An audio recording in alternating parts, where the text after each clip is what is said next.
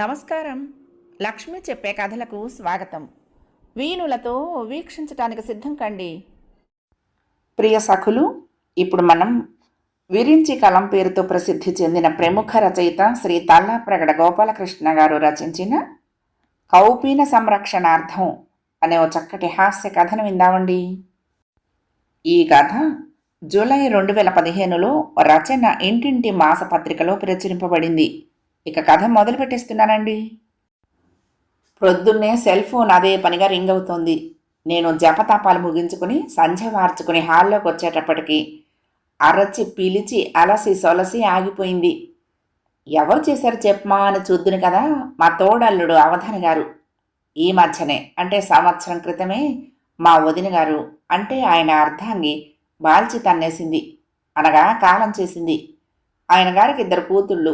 పెద్ద కూతురికి పెళ్లి చేశాడు, రెండో ఆమె పెళ్లి చేయాలి. సంబంధాలు చూడమని తరచూ మిస్డ్ కాల్స్ చేస్తూ ఉంటాడు. పెద్దముండవాడు 10 సార్లు చేశాడు కాబట్టి తిరిగి మనం చేయకపోతే ఆయన నిష్ఠూరాలాడతాడు. అందుకని నేను మళ్ళీ ఫోన్ కొట్టాను. ఆయన ఫోన్ పక్కనే గోతికాడ నక్కల కాచు కూర్చుని టక్కున ఆన్ చేశాడు. హలో అన్నాను. అయ్యో సెల్ ఆన్ చేశాడే అని నీరసంగా. ఆయన సొమ్మేం పోయింది. హలో హలో అన్నాడు ముత్యాల ముగ్గులో రావు గోపాలరావులా. చెప్పండి అన్నయ్య గారు, ఏమిటి విశేషం అన్నాను రోట్లో తలదూర్చాక రోకలి పోటుకు వెరవదగునా అన్నట్టు. పెళ్ళి శోభనం లేకుండా విశేషం ఏమిటయ్యా అన్నాడు. అయ్యా, సంబంధాలు చూస్తూనే ఉన్నాను. ఫోటో జాతకం బయోడేటా చంకలో పెట్టుకుని తిరుగుతున్నా అన్నాను పెళ్ళిళ్ళ పేరయ్యలా. చెమటకి తడిసి తగలడుతుంది, బ్యాగులో పెట్టుకోండి సలహా ఇచ్చాడు ఆయన. దానికేం ఢోకా లేదు. తమ స్థాయికి తగ్గ సంబంధం కోసం పగలు రేయి తిరుగుతున్నాను అన్నాను, నాకు వేరే పని ఏమీ లేనట్టు. పగలు చాలు, రాత్రి తిరుగుళ్ళు మాను, ఆరోగ్యం జాగ్రత్త. ఇకపోతే స్థాయి కాదు, వయస్సుకు తగ్గ సంబంధం అన్నాను. అదే పిల్లకు 25 ఏళ్ళు దాటాయనుకుంటా అన్నాను ఆయన కూతురు వయసు గుర్తు చేస్తూ.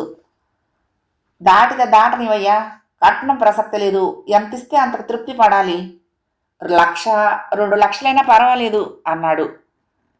ఇప్పుడు ఆడపిల్లకి బోలెడు డిమాండ్ ఉందండి అన్నాను.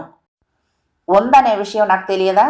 ఒక్క విషయం చెప్పు, సమయానికి కాస్త ఉడకేసి పడేస్తే చాలదా అన్నాడు.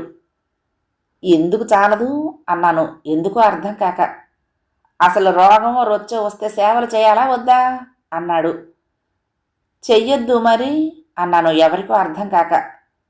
ఊటీ కొడైకెనాల్ కాకపోయినా అన్నవరం, సింహాచలం ఏది ఊపికున్న నాళ్ళు వెళ్ళొచ్చు కదా అన్నాడు. కదా మరి అన్నాను, ఎవరితోనో అర్థం కాక. కీళ్ళరిగి మోకాళ్ళ నొప్పులు వస్తే కాస్త ఏం మందో మాకు రాయాలా వద్దా? రాయాలిగా అన్నాను, పెళ్ళికి మోకాళ్ళ నొప్పులకి లింకేమిటి భగవంతుడా అనుకుంటూ. సరే, ఏ రోజు అంగవస్త్రం ఆ రోజు ఆరేయాలి కదా అన్నాడు మళ్ళీ రెట్టిస్తూ. ఇంక వంత పాడటం నా వల్ల కాలేదు. అంగవస్త్రమా అంటే పంచెలా? ఈ రోజుల్లో అవెవరు కడుతున్నారండి అన్నాను ఆశ్చర్యపోతూ. ఏం గుడ్డలు లేకుండానే తిరగటం ఫ్యాషనా అన్నాడు వెటకారంగా. అది కాదండి, ప్యాంటు షర్ట్లే కదా అందరూ అన్నాను అమాయకంగా. నేను పంచే కడతాను అన్నాడు కరాఖండిగా. మీరు కడితే కట్టండి, పెళ్లి కొడుకు ఎందుకు కడతాడండి అన్నాను నేను మరింత కరాఖండిగా. పెళ్లి కొడుకును నేనే కదటయ్యా అంటూ తేల్చాడు. మీరా? నారాయణ నారాయణ, పాపం శమించుగాక అంటూ చెవులు మూసుకున్నాను.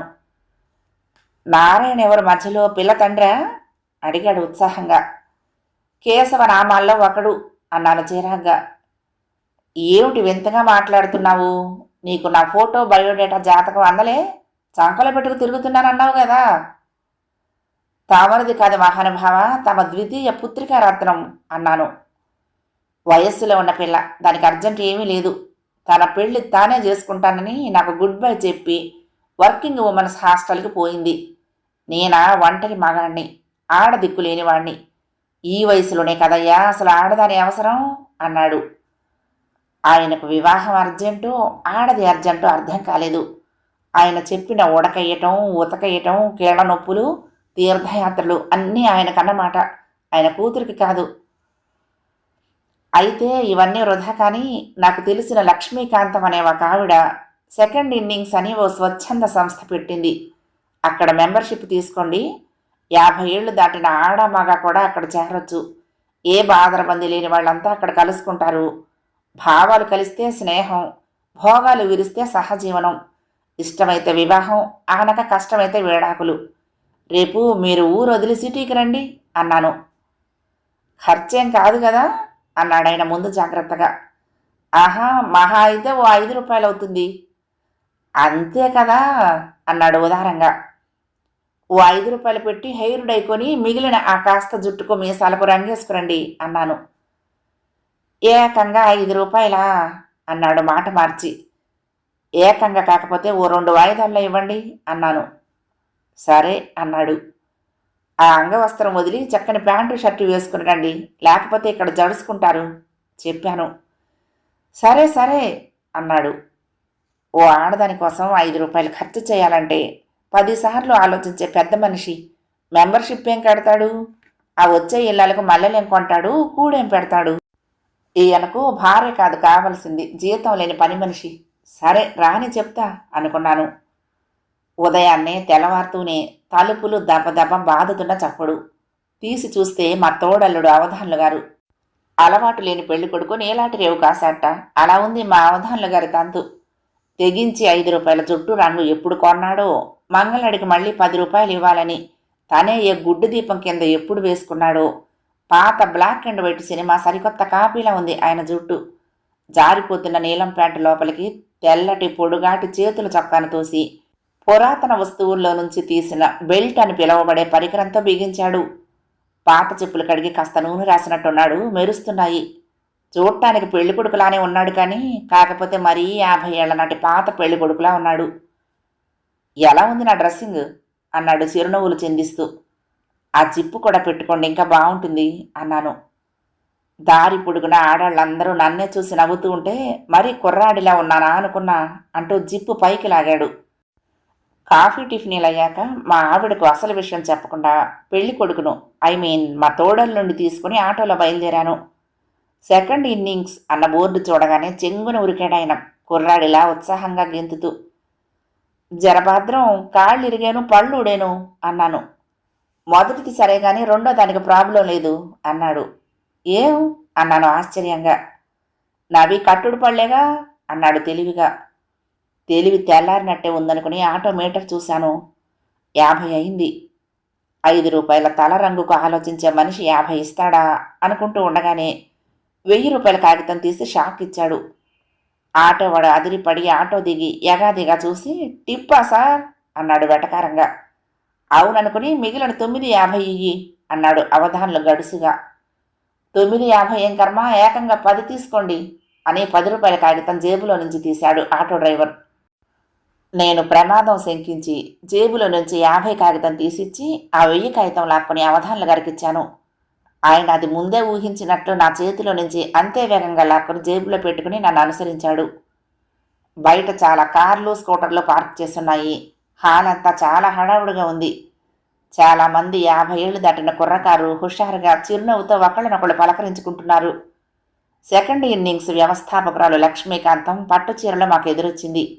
ఆవిడకు మా అవధాన్ల గారిని పరిచయం చేసి వచ్చిన పని చెప్పాను. Welcome to second innings, it's lead to your second life అందావిడ చమత్కారంగా మా అవధాన్ల గారి చేయి పట్టుకుని కుదిపేస్తూ. ఆవిడన్నది సెకండ్ లైఫో వైఫో నాకు అర్థం కాలేదు. మా అవధాన్ల గారు దద్దోజనంలా మరీ నచ్చినట్టున్నాడు, చెయ్యి వదలటం లేదు. ఆమె స్పర్శ అతగాడికి షాక్ కొట్టినట్టుగా ఉంది. చలి జ్వరం వచ్చిన వాడిలా కట్టుడు పళ్ళు టకటక శబ్దం చేస్తూ వణుకుతున్నాడు. మరీ వణక్కండి అన్నయ్య గారు, మీ వయసు తెలిసిపోతుంది అన్నాను పక్క నుండి నెమ్మదిగా. ఏం వయసు అయ్యా, పెద్ద వయసు? మొన్న పుష్కరాలకే కదా షష్ఠి పూర్తవుతా అన్నాడు తనేదో 16 ఏళ్ల బాలకుమారుణ్ణి అన్నట్టు. కరెక్టే, వచ్చే ఏడాది మళ్ళీ పుష్కరాలు అన్నాను తమరికి 70 దాటాయని గుర్తు చేయటానికి. చేసి పెట్టేవాళ్లు లేక సరైన తిండి పోషణ కుదరక ఇలా ఉన్నాను కానీ నా సామర్థ్యం మీ వదిన గారిని అడగాలి అన్నాడాయన. ఆవిడ ఎలాగూ లేదు కదా అనే ధైర్యంతో రంగేసిన మీసాన్ని మేలేస్తూ. పోయిన వదిన గారితో వాగాలంటే మాకు సాధ్యం కాదు, వచ్చే వదిన గారితో వేగాలంటే మీకు సాధ్యం కాదు అని గొణుక్కుంటూ సరే పదండి అన్నాను. హాల్లో 50 నుండి 80 ఏళ్ల వాళ్ళు కూడా ఉన్నారు. అందరికీ ఓపిక లేకపోయినా తీరిక చేసుకుని వేడుకగా ఈ సమావేశానికి వచ్చారంటే మనిషి తోడు కావాలనే కోరిక ఎంతలా ఉంటుందో అర్థమైంది. మీటింగ్ ప్రారంభమైంది. లక్ష్మీకాంతం కొత్త మెంబర్స్ను స్టేజీ మీదకి ఆహ్వానించి అందరికీ పరిచయం చేస్తోంది. ఇక మా అవధానుల గారి వంతు వచ్చింది. ఈరోజు మనకు ఒక అపూర్వమైన కొత్త మెంబర్ వచ్చారు. ప్రజలకు ఎంతో సేవ చేసి ఉత్తమ అధికారిగా మన్ననలు పొంది దాన ధర్మాలకు పేరెన్నికగన్న రిటైర్డ్ తహసీల్దార్ శ్రీ అవధానుల గారిని స్టేజీ మీదకు రావలసిందిగా కోరుతున్నాను. లక్ష్మీకాంతం చప్పట్లు కొడుతూ కొట్టిస్తూ అవధానుల గారిని ఆహ్వానించింది. అవధానుల గారు ఏనుగు అంబారి ఎక్కినట్లు సంబరంగా స్టేజి ఎక్కి అందరికీ నమస్కారం పెట్టాడు. 60లో 20లా హుషారుగా ఉన్న శ్రీ అవధానులు గారు అందరిలా మెంబర్షిప్ ఫీజు 5,000 రూపాయలే కాకుండా మన సంస్థ అభివృద్ధికి ₹1,00,000 విరాళం ఇస్తారని ఆశిస్తున్నాము. వారు మన సంస్థ లైఫ్ మెంబర్గా ఉండాలని, వారి సేవలు మన సంస్థకు చాలా అవసరమని మనవి చేసుకుంటున్నా అని లక్ష్మీకాంతం అనగానే అందరూ చప్పట్లు కొట్టారు. స్టేజి ఎక్కినప్పుడు అమృతం తాగిన మొహంలా ఉన్న అవధానులు గారు దిగేటప్పుడు ఆముదం తాగిన వాడిలా అయిపోయాడు. స్టేజ్ దిగగానే అవధానుల గారిని చాలామంది ఆడ మెంబర్లు చుట్టుముట్టి అభినందిస్తున్నారు. అవధానుల గారికి నవ్వాలో ఏడవాలో తెలియక డైలమాలో పడి ఏం చేయమంటావు అన్నట్టు నాకేసి చూశాడు. ఇదే సరైన సమయం అనుకుని ఎంజాయ్ యంగ్ మ్యాన్ అన్నట్టుగా చెయ్యి థమ్సప్ సింబల్లా చూపించాను. అంతే, అవధానుల గారి కుర్రాడై పేట్రేకిపోయాడు. దానకర్ణుడు ఆవహించినట్లున్నాడు. జేబులో నుంచి చెక్కు బుక్ తీసి ఆటోగ్రాఫులు ఇచ్చినట్లు చెక్కులపై సంతకాలు చేశాడు. ₹5 రంగుకు ఆలోచించిన అవధానుల గారు 5,000 మెంబర్షిప్పే కాకుండా ₹1,00,000 డొనేషన్ కూడా ఇచ్చాడు, చాలా అన్నట్టుగా చూస్తూ. ఆ తర్వాత ఆయన సేవలు సంస్థకు కాకుండా లక్ష్మీకాంతానికి ఎక్కువ అంకితమయ్యాయి. కొంతకాలానికి సెకండ్ ఇన్నింగ్స్ లైఫ్ మెంబర్గా, లక్ష్మీకాంతం లైఫ్ పార్ట్నర్గా సెటిల్ అయ్యాడు. మకాం సిటీకి మార్చాడు. వేష భాషలు మారాయి. అవధానుల గారి పేరు కూడా మారింది, లక్ష్మీకాంతం గారి భర్తగా. ఏ విధంగా అయితేనేం ఆయన కోరుకున్నట్లుగా ఆయన జీవితంలో లోటు భర్తీ అయింది. అవధాని బావగారిని భ్రష్టుణ్ణి చేశారు అని రోజు మా ఆవిడ ఆడిపోసుకుంటూ ఉంటే ఓసారి చూసొద్దామని మా యంగ్ మ్యాన్ ఎట్లా ఉన్నాడో అని ఓ రోజు ఉదయమే అవధానుల గారింటికి బయలుదేరా. బయట నేమ్ బోర్డు వేళ్లాడుతోంది. 2 పేర్లు ఉన్నాయి కానీ పైన మనవాడి పేరే ఉంది, అవధాన్లు హస్బెండ్ ఆఫ్ లక్ష్మీకాంతం అని. తలుపు కొట్టగానే ఓ ముసలాయన పంచె మాసిన బనీను వేసుకుని తలకు తువ్వాలు చుట్టుకుని చేతిలో గరిటితో తలుపు తీశాడు. వంటవాడు అనుకుంటా. మా అవధానుల గారి భోగం బాగుంది అనుకుంటూ, బాబు అవధానుల గారిని పిలుస్తావా అన్నాను. పిలవను అన్నాడు గట్టిగా. ఏమి నాయనా అన్నాను. నీ బండబడ నేనేనయ్యా అవధానులని గుర్తుపట్టలే, రా లోపలికి రా అన్నాడాయన. నేను పెద్దగా నవ్వబోయి ఓసారి లోపలికి చూసి జ్ఞానోదయమైన వాడిలా ఆగిపోయాను. ఆశ్చర్యంగా లోపలికి అడుగుపెట్టా. అంతా బాగేనా అని ప్రశ్నించి నా సమాధానం అవసరం లేదన్నట్టుగా 1 నిమిషం కూర్చో అంటూ వంటింట్లోకి వెళ్ళాడు మా అవధానుల బావ. నేను వెనకాలే అనుసరించా. 4 బర్నర్ల స్టవ్ మీద పాలు, నీళ్లు, కుక్కరు, పులుసుతో ఏకకాలంలో సవ్యసాచిలా 43 విన్యాసాలు చేస్తున్నాడు. ఫిల్టర్తో డికాక్షన్ తీసి 3 కప్పుల్లో కాఫీ కలిపాడు. 1 నాకిచ్చాడు. 1 కప్పు తను తీసుకుని గపగపా తాగేశాడు. ఓ ఇంటివాడయ్యావనుకున్నా కానీ ఓ వంటవాడయ్యాడని ఇప్పుడు తెలిసింది. కూర్చో అని 3వ కప్పుతో బెడ్రూమ్లోకి వెళ్ళాడు. లక్ష్మీకాంతానికి అనుకుంటా ఎంతసేపటికి బయటికి రాడే, ఏ సరసల్లాపాల్లో ఉన్నారో కొత్త జంట అని ఓ 5 నిమిషాలు ఎదురుచూశా. అయిపులేడు. నెమ్మదిగా 2 అడుగులు బెడ్రూమ్ కేసి వేశా. కర్టెన్ గాలికి ఎగిరి లోపలి దృశ్యం కనపడింది. ఆవిడ బెడ్ మీద కూర్చుని కాఫీ సిప్ చేస్తోంది. ఆయన ఆమె కాళ్ళ దగ్గర కూర్చుని మోకాలికి మూవు రాస్తున్నాడు. మరొక 5 నిమిషాలకు బయటకు వచ్చాడు. ఏమిటి విశేషాలు అన్నాడు ఖాళీ కప్పు టేబుల్ మీద పెడుతూ. కొత్త జంట, విశేషం మీరే చెప్పాలి అన్నాను విశేషం అన్న చోట నొక్కి పలుకుతూ. ఏముంది, కాంతానికి మోకాలు నొప్పి. నేను ఈ వేళకు ఇంత ఉడకేసి పడేస్తున్నా. ఖాళీగా కూర్చుంటే ఏం తోస్తుంది గనుక సెకండ్ ఇన్నింగ్స్ బ్రాంచీలు ఊటీ, కొడైకెనాల్లో కూడా పెడుతుందిట కాంతం. ఆ బిజీ. వాషింగ్ మెషిన్ పాడైంది. ఏ రోజు చీరలు అంగవస్త్రం ఆ రోజు ఉతుక్కోవాలి కదా, ఆ పని చూడాలి. ఒక్క క్షణం ఖాళీ ఉండటం లేదనుకో. నా వయసు ఓ 10 ఏళ్ళు తగ్గినట్టు లేదు అన్నాడు హుషారు అభినయిస్తూ. ఆ అవును, బ్యాంకు బ్యాలెన్స్ కూడా 1,00,000 2,00,000 తగ్గే ఉంటుంది అన్నాను నెమ్మదిగా. ఏమంటున్నావు అన్నాడాయన అర్థం కాక. అప్పుడే ఏమైంది, మరొక నెల్లాళ్లలో మరొక 10 ఏళ్ల వయసు, మరో 10 కేజీల బరువు తగ్గుతాయి. మీకు వేరే వ్యాయామం అక్కర్లేదు, మీది ఉక్కు శరీరం, నిత్య యవ్వనులు కదా అన్నాను. ఒక్క నిమిషం ఉండు, బట్టలు నానబెట్టొస్తా అన్నాడు. ఇక నేను వస్తా. ఒక్క విషయం చెప్పండి, సహజీవనం సహభోజనమేనా, సహశయనం ఉందా అన్నాను బయలుదేరటానికి లేస్తూ. కౌపీన సంరక్షణార్థం అన్నట్టు అదొక్కటే తక్కువ. నువ్విచ్చిన సలహా ఇదిగో ఇలా అఘోరించింది అన్నాడు దగ్గరకొచ్చి రహస్యంగా.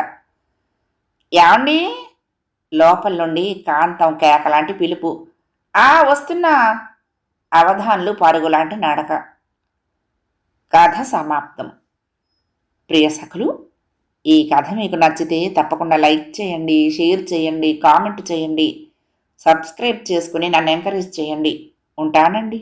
ప్రేమతో లక్ష్మి, కృష్ణాతీరం దుర్గమ్మ సన్నిధానం. నమస్తే.